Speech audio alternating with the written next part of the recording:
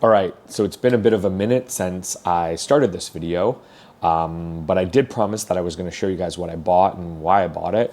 But to sort of like go back to the day, this was Friday, and on Friday there was an Apple launch, the iPhone 16 launch. And while I was at Funan, I was chatting with a gentleman who was like, hey, if you go to our other shop, there's a really good promo going on, and you might want to take advantage of that. So I was like, okay, great. So knowing things sell out quickly here, I ran home, I dropped off the stuff, I backed up my phone quickly, and I took off to his other shop where I took advantage of the promo. It was a bit of a long process, but it got done.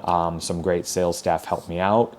And yeah, and then when I was done, I just kind of ate dinner and I went home and sort of collapsed. Funnily enough, though, actually on the way home, I walked by the Apple store and there were still queues like way down the street. It was kind of crazy, which is strange because I literally just walked in and grabbed it from another shop. So I kind of don't know why it was so busy at the Apple store, but not busy at any of the other resellers that actually were selling the phone as well. Yeah, anyway, the new iPhone's okay. I'm not going to really talk much about it, but I feel the camera's better. And that little like scroll wheel they have on it now, that little like touch sensitive like sort of little strip, it's a bit gimmicky. I think it's just a way for them to sell new phone cases. But yeah, I mean, I think the camera's a bit better. I thought the iPhone 15 camera was pretty terrible, and I think they just made a couple of tweaks to the iPhone 16 camera to just get it a little bit better. But time will tell if I'm frustrated with it. Anyway, so what did I buy? I bought a ProPhoto transmitter, an air transmitter. This one is specifically for Leica, because I have a couple of Leica cameras and I wanted to just like revitalize my love for them. So I bought this transmitter and I bought this thing here, which is, people say the size of a Coke can, but I mean, like, I've been out of America a while, but is this really how big Coke cans have gotten? I think with shrinkflation, they would have gotten smaller. But I would say it's maybe the size of a Campbell's soup can. And then, of course, you can take this off here. And then it's a little more compact. The purpose of this really was just so I could like basically do this, grab camera, grab thing, and go bam. Just because I wanted a flash that was a little bit more powerful and a little bit more flexible when it came to sort of like shooting, you know, on a light stand with a soft box. I do have all the accessories for ProPhoto. This one's the click system, so basically it's like a magnet that does that. But I mean, I do have the other accessories and I do have an adapter, so I can use this however I want. But I mean, primarily it was so I could use it like this. And then the point would have been to put the transmitter on the camera, and this is the Q3, so it's got autofocus. And the idea would be to just get TTL, simply because when I'm running and shooting, sometimes I just don't really want to change my flash settings. And yeah, okay, if you're bouncing off the ceiling and you're keeping a similar distance away from your subject, then you can probably throw it on manual and shoot, and that's fine. But the reality is that like it doesn't really have very good on-camera flashes for this. I've tried them all, bought them, sold them, lost money. Flashes, yeah, they're not great.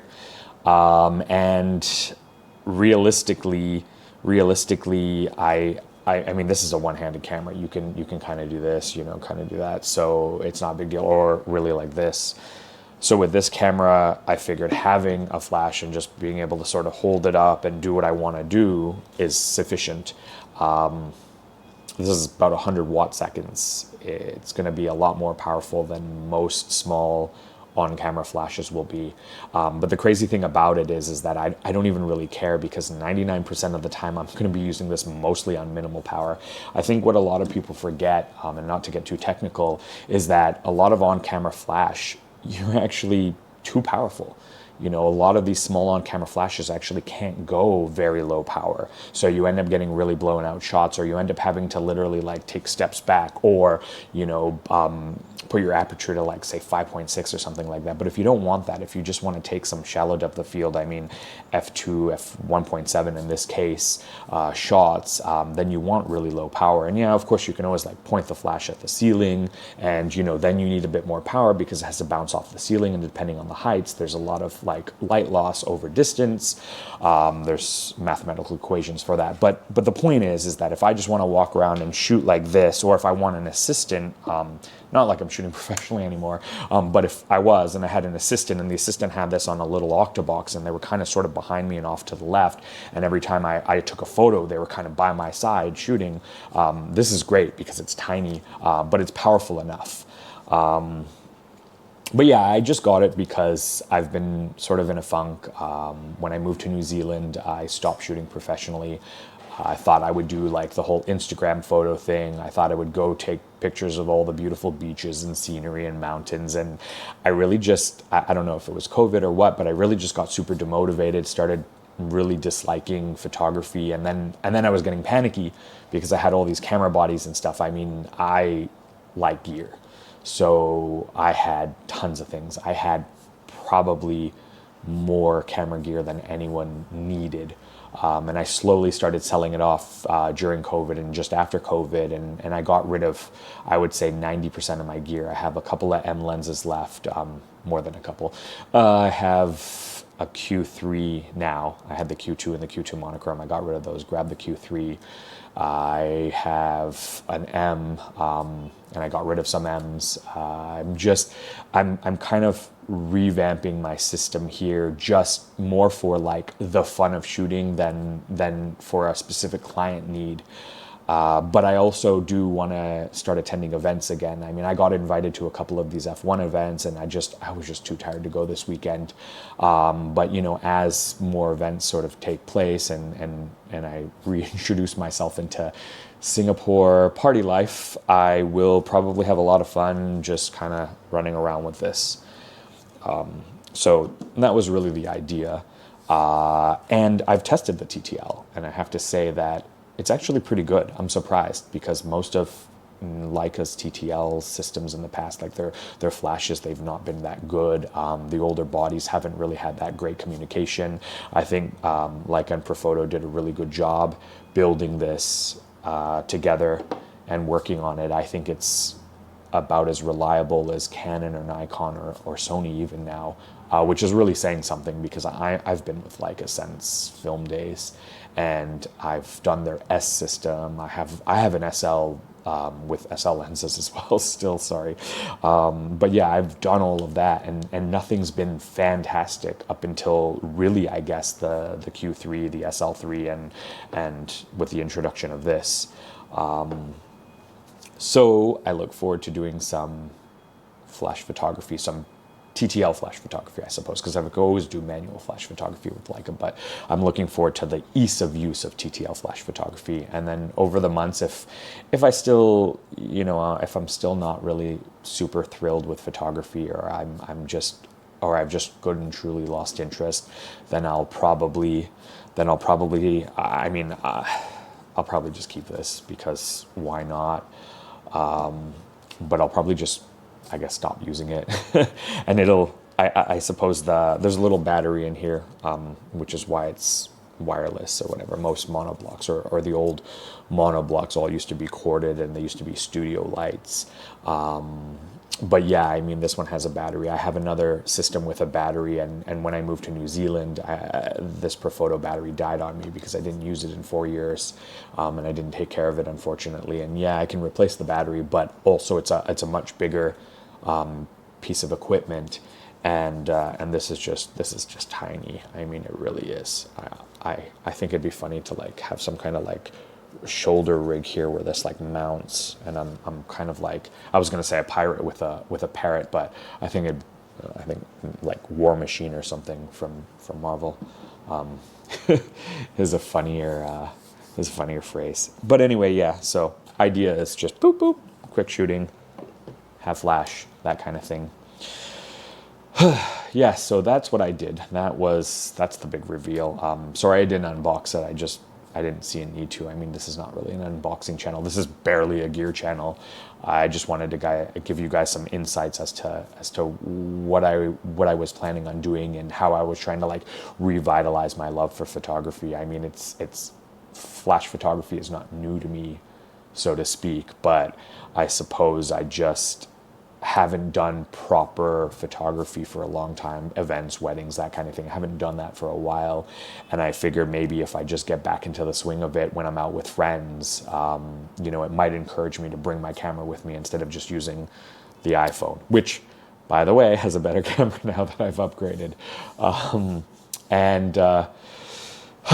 I'm actually often a little bit to buy something else. I'll show you. If I decide to actually buy it, I'll show you what I've bought. But yeah, just wanted to give you that last update because I promised I would. And if you all have any questions about flash photography or anything like that, feel free to ask, I'll answer. And if you have any questions about creative motivation, I'll answer that. I'm going to get into like motivation and stuff in later videos. I'm just sort of in the process of setting up my daily vlog life, trying to get everything. I mean, I know that I've touched on the fact that I'm in my head a lot and I want everything to be perfect. And I envision all these things. I envision like perfect lighting and a perfect studio sort of setup. And then when that doesn't happen, I'm disappointed and I'm demotivated.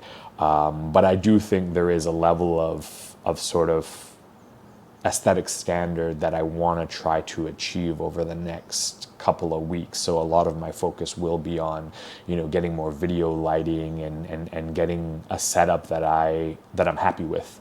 And then once I do that, I'll try to pump out more videos where I sit here and talk to you guys about motivation, creativity, etc. And then everything else will literally be like the Osmo Pocket, walking and talking down the street. And if I'm showing you food, it's likely either going to be like me hand holding the Lumix or me using like the DJI Pocket, or even I might buy the little Action 5 just so I have something that's really like quick and dirty, and something that I can literally, like if I'm jumping in the ocean or something like that, I just have a robust waterproof camera to take you guys along with me. But that's getting ahead of myself. Right now it's just about sort of reinvigorating my love for photography in any way possible, and I hope this works. I mean, I think it's cool. It's that kind of like, this kind of setup has always really been like something I've loved the idea of, because it's just so much quicker. You flip it up, go forward, you can get a couple of looks really quickly by flicking your wrist. It's easier than having an on-camera flash that you're flicking back and forth. I also, oddly enough, from the days when I did have a Profoto on-camera flash, I had this little thing, which is like a little bonnet. And again, it's part of the same magnetic system. So if I really wanted to, I could do this and it would soften the light a little bit. And I suppose you could also kind of like flip it up a little bit. But I mean, I don't know, this kind of makes it look silly. I kind of feel like, I don't know, it's like Aunt Jemima or something, or like some Quaker or something. like a Quaker hat somehow. But anyway, yeah.